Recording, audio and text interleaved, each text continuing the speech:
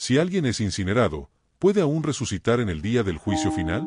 El fuego que consume el cuerpo destruye también la esperanza de resurrección. Si la Biblia habla de un Dios que devuelve la vida a los muertos, ¿puede Él restaurar a aquellos cuyas cenizas han sido esparcidas por los vientos o hundidas en el océano? La pregunta ronda muchos corazones. ¿Qué pasa con aquellos que han elegido o han sido sometidos a la cremación? ¿Han perdido la promesa de la eternidad? ¿Tiene límite el poder de Dios? Las Escrituras hablan de un Dios que formó al hombre del polvo de la tierra y sopló en él el aliento de vida. Pero ¿qué pasa cuando ese polvo ya no tiene forma, cuando las cenizas ya no se pueden recoger? Esta es una pregunta que perturba la fe de muchos y desafía nuestra comprensión de la soberanía divina. Si alguna vez te has preguntado si la cremación puede prevenir la resurrección, esta serie de textos te proporcionará respuestas basadas en las Escrituras. Prepárese para un viaje de descubrimiento y reflexión sobre lo que la Biblia realmente nos enseña sobre la vida, la muerte y la esperanza de la resurrección. La noche era oscura sobre Jerusalén. Mientras Nicodemo se arrastraba por las estrechas calles, sus pasos cautelosos resonaban en los muros de piedra. Siempre había tenido preguntas, pero esta era diferente. Como fariseo, estudió la Torá toda su vida. Memorizó las palabras de los profetas y participó en los rituales que sus antepasados habían seguido durante generaciones. Pero ahora, algo en su corazón estaba inquieto. Había oído hablar del hombre de Nazaret, el rabino que hablaba con autoridad y realizaba milagros que nadie podía explicar. Y lo que más le molestó fue lo que dijo este hombre sobre el más allá. Cuando finalmente encontró a Jesús, su voz tembló cuando preguntó: Rabí, sabemos que has venido de Dios como maestro. Nadie puede hacer estas señales que tú haces y Dios no está con él. Pero Jesús no respondió como se esperaba. En lugar de elogiar su búsqueda de conocimiento, dijo algo que estremeció el alma de desiertote que el que no nazca de nuevo no puede ver el reino de Dios. Nicodemo no entendió. ¿Cómo puede un hombre nacer siendo viejo? ¿Acaso puede volver al vientre de su madre y nacer? Jesús entonces habló de algo mucho más allá de lo que el fariseo podía entender en ese momento. Lo que nace de la carne, carne es, y lo que nace del espíritu, espíritu es. La resurrección no fue solo un asunto del cuerpo, sino del espíritu. Pasaron los años y Nicodemo continuaba reflexionando sobre estas palabras. Estuvo presente cuando el cuerpo de Jesús fue bajado de la cruz y trajo mirra y áloes para prepararlo para el entierro.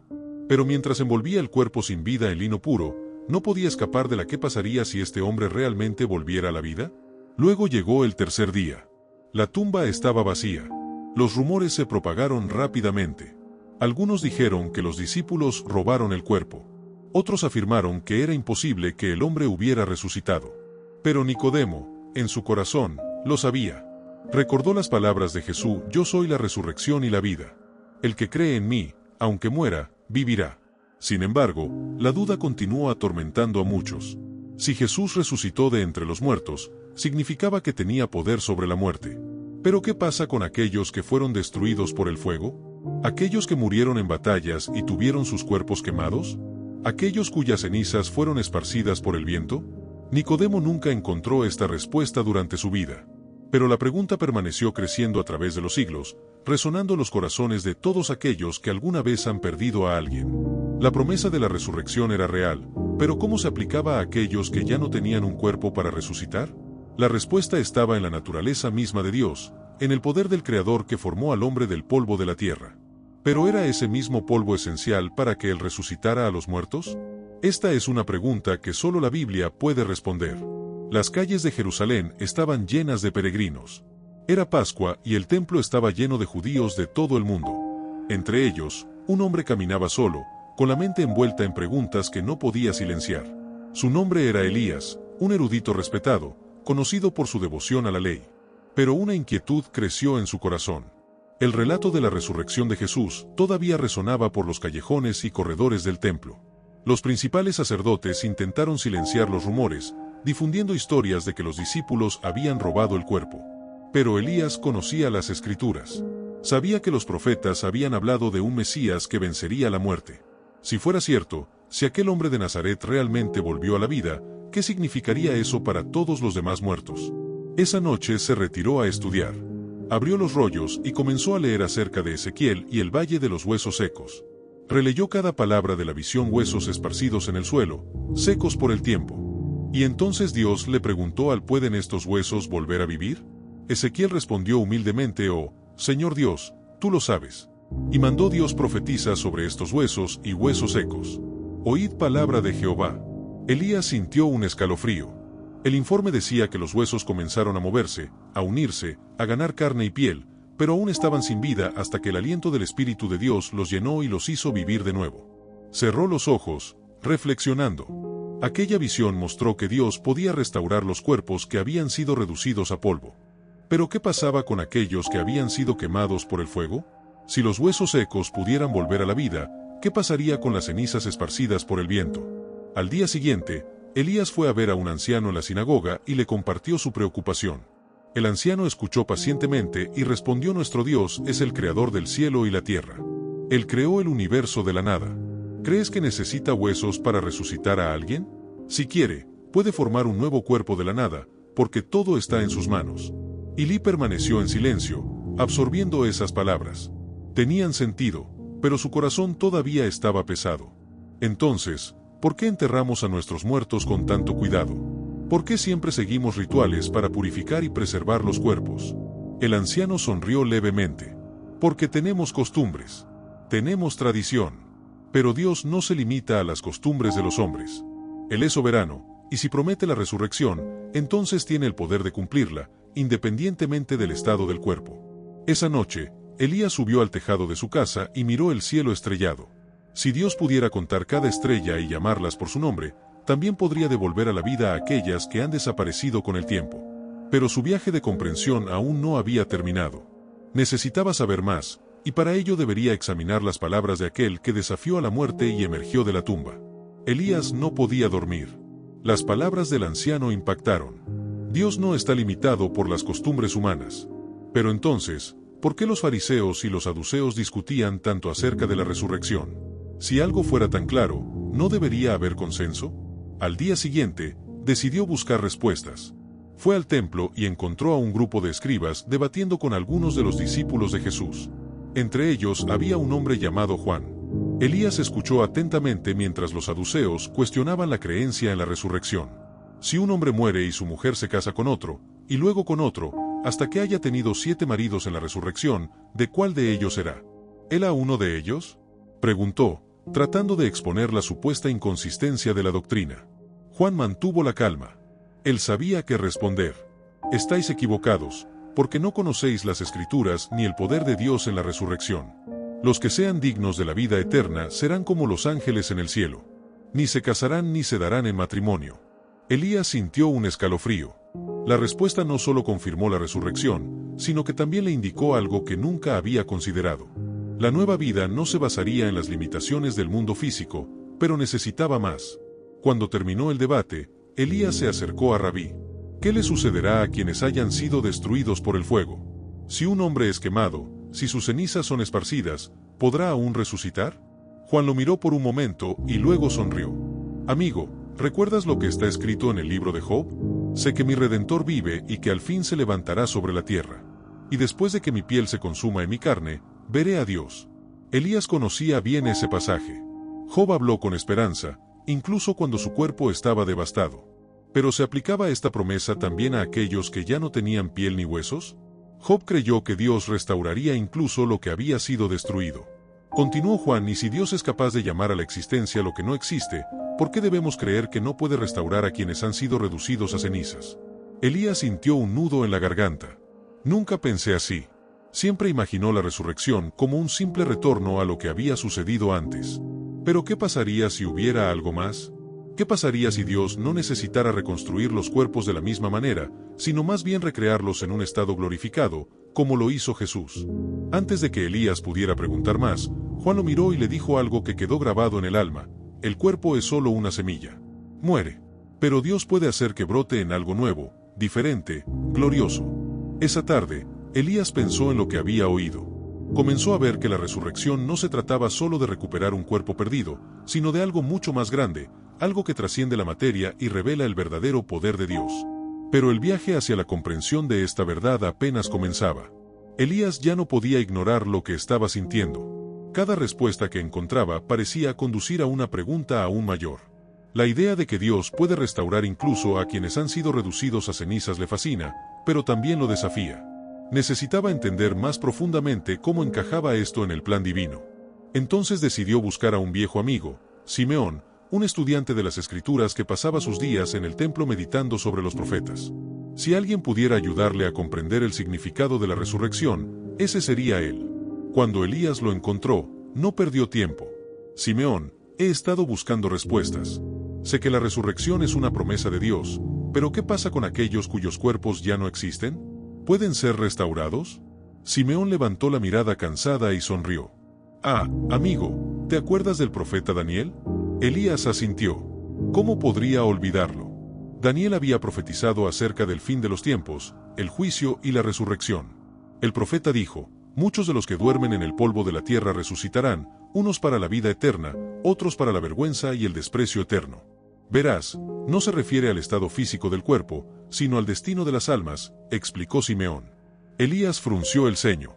Pero si Dios creó al hombre del polvo, necesita del mismo polvo para resucitarlo, ¿no? Simeón meneó la cabeza. Elías, Dios no necesita nada para crear, dijo. Hágase la luz. Y la luz se hizo. Cuando formó a Adán, lo hizo del polvo, pero podría haberlo hecho de cualquier otra cosa.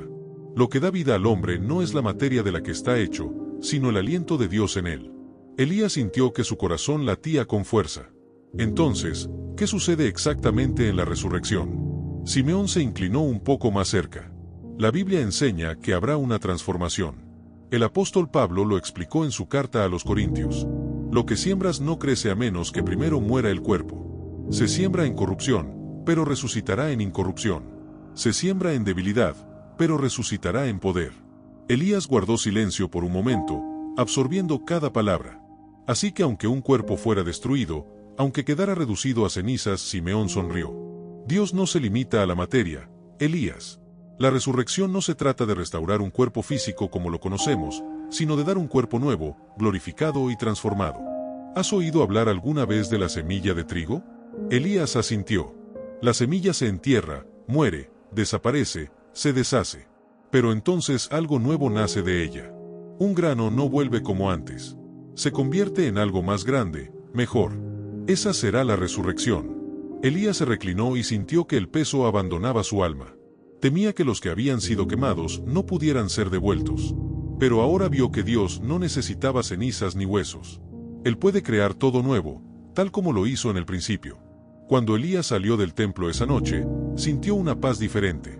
Aún tenía preguntas, pero ahora sabía que la resurrección era mucho más grande de lo que nadie pudiera imaginar. Pasaron los días, pero las palabras de Simeón aún estaban frescas en la mente de Elías. La resurrección no fue solo un regreso al cuerpo terrenal, sino una transformación, una nueva creación. Pero aún así, una duda persistía en su corazón. Si Dios puede crear un cuerpo nuevo, entonces ¿por qué la Biblia habla tanto del entierro y no menciona la cremación?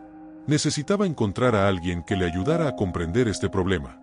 Luego decidió visitar a un hombre llamado Mateo, uno de los primeros seguidores de Jesús y testigo de su resurrección. Si alguien pudiera aclarar esta cuestión, ese sería él. Matías lo recibió en su casa con hospitalidad. Tan pronto como se sentaron, Elías expresó su duda. Si la resurrección no depende del cuerpo físico, ¿por qué se le da tanta importancia al entierro?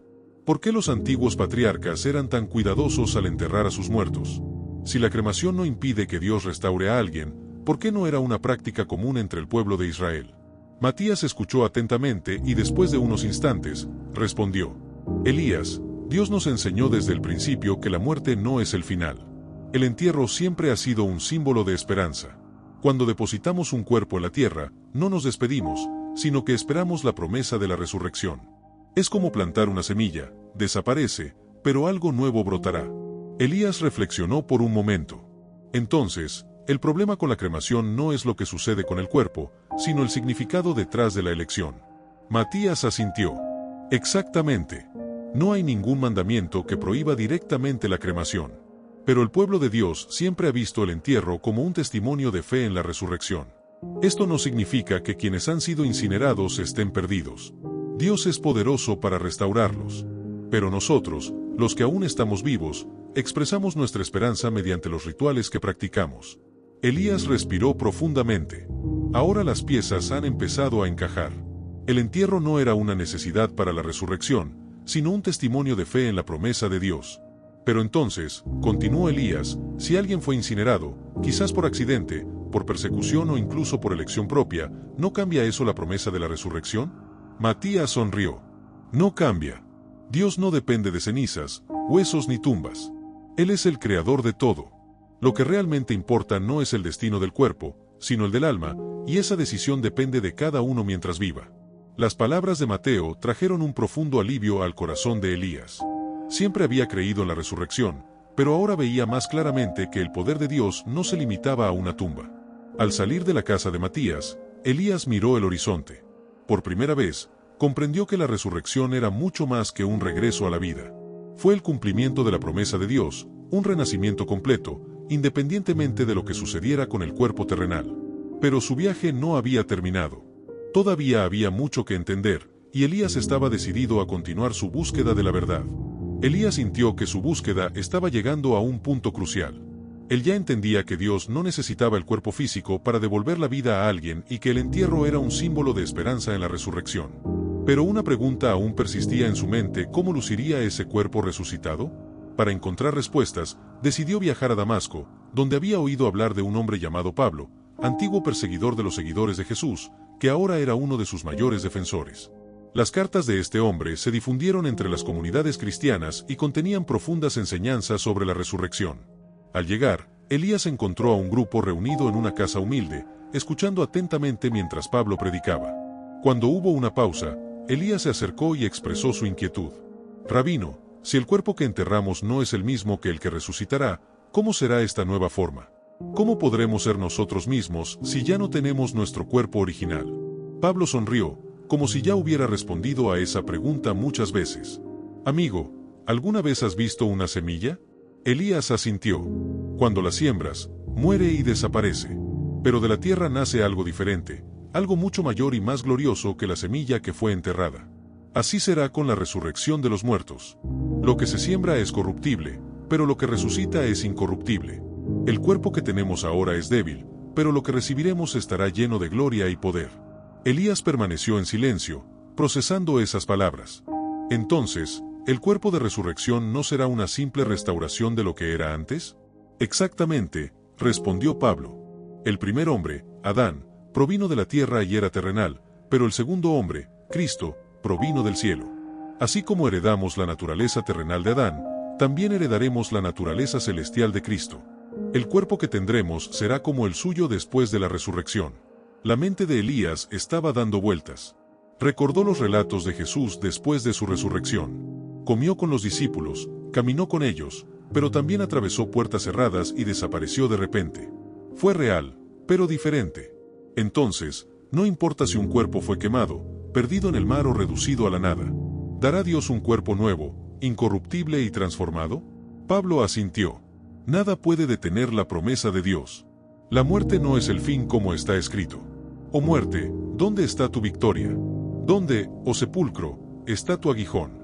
Porque lo mortal se revestirá de inmortalidad. Elías sintió un escalofrío recorrer su columna. Por primera vez, no solo entendió la resurrección como una doctrina, sino que comenzó a sentirla como una verdad viva y pulsante. La resurrección no fue un simple regreso a la vida. Fue un salto hacia algo mucho mayor. Y la pregunta no era si Dios podía resucitar a los incinerados, sino si las personas estaban preparadas para la vida que le seguiría. Elías salió de aquella casa transformado, pero su búsqueda aún no había terminado.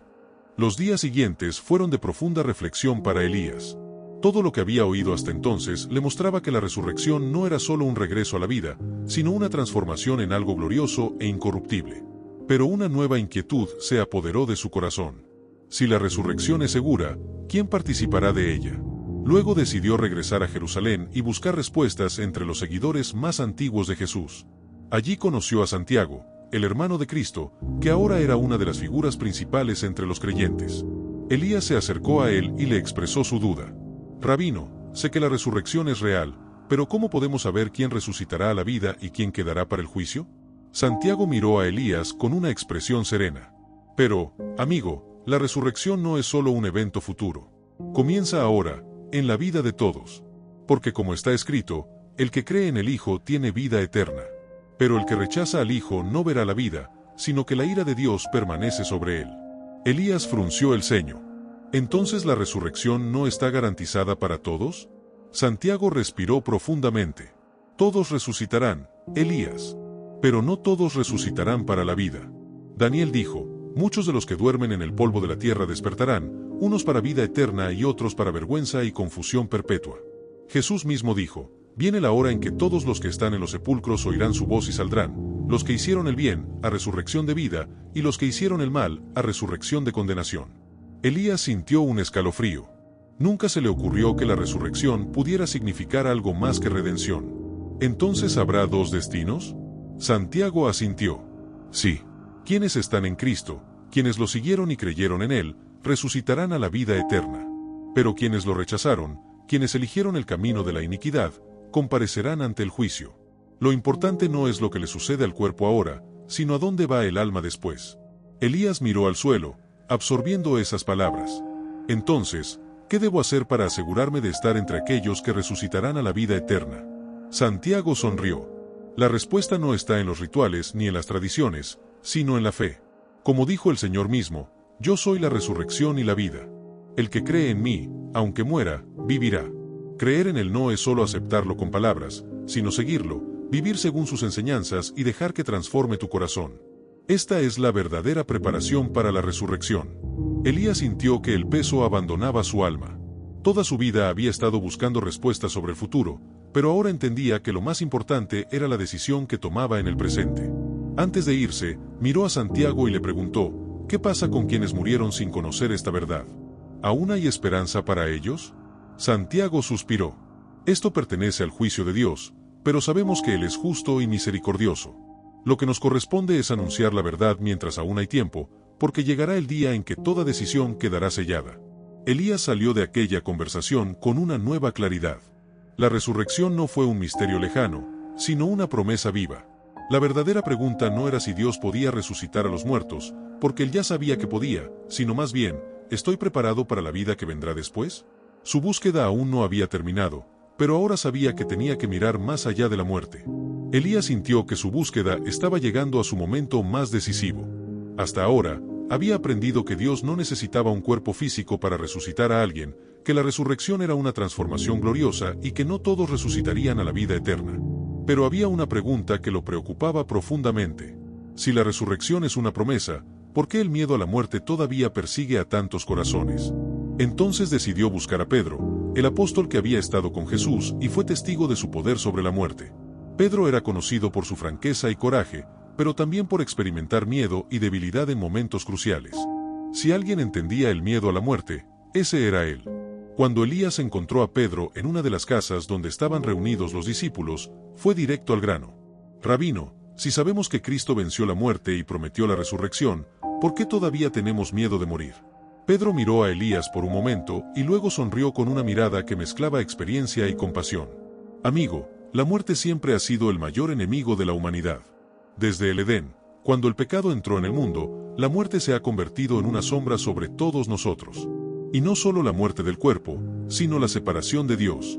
El miedo a la muerte proviene de lo desconocido, de lo que está más allá de lo que podemos ver.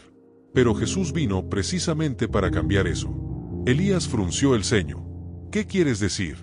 Pedro respiró profundamente antes de continuar. Antes de conocer a Jesús, también le tenía miedo a la muerte, incluso después de caminar con él. Cuando llegó el momento de su arresto, lo negué 3 veces por miedo a morir también. Pero entonces lo vi resucitar. Toqué sus manos y vi con mis propios ojos que la muerte ya no tenía poder sobre él. Y entonces comprendí. El miedo a la muerte desaparece cuando sabemos que no es el fin. Elías guardó silencio, intentando asimilar esa verdad. Pero aún así, incluso los creyentes mueren. ¿Cómo podemos estar seguros de que habrá algo después? Pedro asintió. Sí, el cuerpo muere. Pero Jesús nos dio algo que nadie más podía darnos, un testimonio vivo. En la casa de mi Padre hay muchas moradas. Voy a prepararles un lugar. Si hubiera permanecido muerto, habríamos tenido motivos para dudar. Pero resucitó, y más aún, prometió regresar a buscar a quienes creen en él. Elías sintió un escalofrío. Entonces, ¿el miedo a la muerte es resultado de la falta de fe? Pedro sonrió levemente. En cierto modo, sí. Pero también es natural temer a lo desconocido. La diferencia es que quienes confían en Cristo ya no tienen motivos para desesperar. Pablo escribió: «Para mí, vivir es Cristo y morir es ganancia». ¿Entiendes eso, Elías? La muerte no es una pérdida para quienes pertenecen a Dios. Es simplemente un paso hacia algo infinito, mejor. Elías comenzó a ver la resurrección desde un nuevo ángulo. Más bien lo consideraba un acontecimiento lejano, algo que ocurriría al final de los tiempos. Pero ahora comenzó a comprender que esta verdad ya está moldeando la vida de quienes creen. Miró a Pedro y le hizo su última pregunta de la noche. Entonces, Pedro, ¿los que murieron antes de nosotros ya están con Dios? Pedro suspiró y respondió con calma: la Biblia nos dice que hay un día de juicio, un tiempo en el que todos resucitarán para recibir vida eterna o condenación. Pero también sabemos que quienes pertenecen a Cristo están seguros en sus manos. La muerte no es el fin para ellos, sino el comienzo de algo mayor. Lo importante no es lo que sucede en el intervalo entre la muerte y la resurrección, sino hacia dónde nos dirigimos ahora. Esa noche, mientras Elías caminaba por las silenciosas calles de Jerusalén, se dio cuenta de algo que cambió para siempre su visión de la vida y la muerte. El miedo a la muerte solo existe cuando no está seguro de lo que viene después. Pero quienes confían en la resurrección prometida por Cristo pueden vivir sin miedo, porque saben que la verdadera vida no termina, sino que solo comienza. Su viaje aún no había terminado, pero estaba cada vez más cerca de la respuesta definitiva que buscaba. Elías caminaba lentamente por las calles de Jerusalén, reflexionando sobre todo lo que había oído. La resurrección fue una promesa real. La muerte no fue el final, y Cristo lo demostró con su propia vida. Pero una última pregunta le rondaba: si Dios puede restaurar a alguien, ¿qué pasa con aquellos que se alejan de Él? ¿Existe un punto de no retorno? Él sabía que muchos creían en la resurrección a la vida eterna, pero también había oído hablar de la resurrección al juicio. ¿Qué significa eso? ¿Es posible que alguien esté tan perdido que ni siquiera la resurrección pueda restaurarlo? Entonces decidió buscar a Juan, el discípulo que caminó con Jesús hasta el último momento. Juan no solo había escuchado las palabras de Cristo, sino que también había escrito acerca de lo que sucedería en los últimos días. Si había alguien que podía aclarar esta cuestión, era él. Cuando encontró a Juan, fue directo al grano: «Rabino, sé que todos resucitarán, pero no todos correrán la misma suerte. ¿Qué le sucederá a quienes rechazaron a Dios? ¿Hay un punto de no retorno?» Juan levantó los ojos con una mirada llena de compasión y respondió con tranquilidad: «Elías, esta es una de las verdades más difíciles de aceptar, pero Jesús no nos la ocultó. Nos dijo claramente que habría una separación al final de los tiempos. ¿Recuerdas la parábola del trigo y la cizaña?» Elías asintió. Jesús explicó que al final de los tiempos los ángeles vendrán y separarán a los justos de los malvados. El trigo será recogido en el granero de Dios, pero la cizaña será arrojada al fuego. No porque Dios quiera condenar, sino porque quienes rechazan la vida no pueden ser parte de ella. Elías tragó saliva. Entonces, ¿hay realmente una resurrección en el juicio? Juan asintió. Sí. En el libro del Apocalipsis se me mostró un gran trono blanco ante el cual comparecerán todos los muertos. Los libros se abrirán y cada uno será juzgado según sus obras. Aquellos cuyos nombres estén escritos en el libro de la vida entrarán en la eternidad con Dios. Pero quienes decidan alejarse de él enfrentarán la segunda muerte. Elías sintió un escalofrío. ¿La segunda muerte? Juan respiró profundamente. La primera muerte es la del cuerpo. Pero la segunda muerte es la separación definitiva de Dios. Quienes se negaron a escuchar su voz y seguir su camino no tendrán parte en la nueva creación. No porque Dios no sea misericordioso, sino porque respeta la decisión de cada persona. Quienes rechazan la vida no pueden entrar en la vida eterna. Elías sintió el peso de esas palabras. La resurrección no fue solo un regreso a la vida. Fue un llamado a la eternidad. Pero cada uno debe elegir su destino en esta vida. Entonces, ¿hay un tiempo establecido para que elijamos? Elías preguntó. Juan asintió. Sí. Ahora es el momento de tomar una decisión. Mientras vivamos, tenemos la oportunidad de recurrir a Dios, creer en Él y seguir su camino. Pero cuando llega la muerte, el destino queda sellado. Después viene el juicio. Elías miró hacia el horizonte y con el corazón hundido siempre había pensado en la resurrección como una esperanza universal. Pero ahora veía que también era una cuestión de responsabilidad. Entonces, los que fueron incinerados o cuyos cuerpos fueron destruidos no se pierden siempre que elijan a Dios en la vida. Juan sonrió levemente. Exactamente. A Dios no le importa lo que le pasó al cuerpo físico. Él mira el corazón. La verdadera cuestión nunca fue el cuerpo, sino la fe. Quienes creyeron, aunque fueran reducidos a polvo, serán restaurados. Pero quienes rechazaron a Dios, aunque tengan una tumba intacta, enfrentarán la segunda muerte. Elías respiró profundamente. Ahora lo entendió. La resurrección no era solo un acontecimiento futuro, sino una realidad que comenzaba ya ahora en el corazón de cada uno. La decisión había que tomarla en la vida, y esta decisión lo definiría todo. Su búsqueda estaba llegando a su fin. Pero faltaba una última pieza para completar el rompecabezas. La búsqueda de Elías lo había transformado profundamente. Lo que comenzó como una simple pregunta sobre la cremación y la resurrección, ahora se había convertido en un viaje de fe, vida y eternidad. Había aprendido que Dios no estaba limitado por la materia, que la resurrección no era solo un regreso al cuerpo, sino una transformación en algo incorruptible, y que el verdadero destino dependía de las decisiones que uno tomaba en la vida. Pero una última pregunta aún resonaba en su mente: ¿qué pasará ahora? ¿Qué debo hacer con todo esto? Con el corazón lleno de pensamientos, decidió regresar al templo. Se quedó en los escalones y observó a la multitud entrar y salir, cada una con sus propias preocupaciones, tradiciones y esperanzas. Sabía que la mayoría de la gente no pensaba en la resurrección. Muchos estaban demasiado ocupados con la vida presente como para preocuparse por la eternidad. Entonces recordó las palabras de Jesús: «Yo soy la resurrección y la vida. El que cree en mí, aunque muera, vivirá». Eso fue todo. La respuesta estuvo ahí todo el tiempo. No se trataba de rituales, tradiciones o formas de entierro. Se trataba de fe. Fe en aquel que venció a la muerte. Elías se levantó y se acercó a un grupo de hombres que estaban discutiendo sobre la ley. Los escuchó debatir cuál mandamiento era el más importante, qué rituales debían seguirse para asegurar la pureza y qué costumbres eran indispensables para agradar a Dios. Con valentía, se acercó y preguntó: «Si hoy fuera el último día de tu vida, ¿estarías seguro de que volverías a vivir?». Los hombres se miraron, algunos rieron, otros fruncieron el ceño. «Por supuesto», respondió uno de ellos, un respetado escriba, «seguimos la ley, ofrecemos sacrificios y obedecemos los mandamientos. Dios nos recompensará». Elías suspiró. «¿Qué pasaría si os dijera que no es la ley la que salva, sino el hombre?». El escriba se rió burlonamente. «¿Y quién sería este hombre? ¿Un rey? ¿Un sacerdote?». Elías sonrió. Fue crucificado, pero al tercer día la muerte fue vencida. El silencio cayó sobre el grupo. Algunos se fueron, otros murmuraron entre ellos. Pero un joven permaneció allí, con los ojos llenos de curiosidad. «¿Estás hablando de Jesús de Nazaret?». Él preguntó. Elías asintió. «Hablo de aquel que no solo prometió la resurrección, sino que demostró tener poder sobre la muerte. La pregunta no es si Dios puede resucitar a los muertos. La pregunta es, ¿estamos preparados para vivir con Él?». El joven bajó la cabeza. «¿Y qué debemos hacer?». Elías recordó las palabras de Pedro: «Arrepiéntanse y crean en el Evangelio». «Tenemos que creer», respondió. «La resurrección no es solo un acontecimiento futuro. Comienza ahora, cuando le entregamos nuestra vida. Si creemos, ya no tememos a la muerte, porque sabemos que Él nos dará un cuerpo nuevo, una vida nueva». El joven sonrió, como si hubiera encontrado algo que ni siquiera sabía que estaba buscando. Elías se dio cuenta de que su búsqueda había terminado. Había encontrado la respuesta que su corazón anhelaba. No importaba si el cuerpo era enterrado o incinerado, lo que importaba era la fe.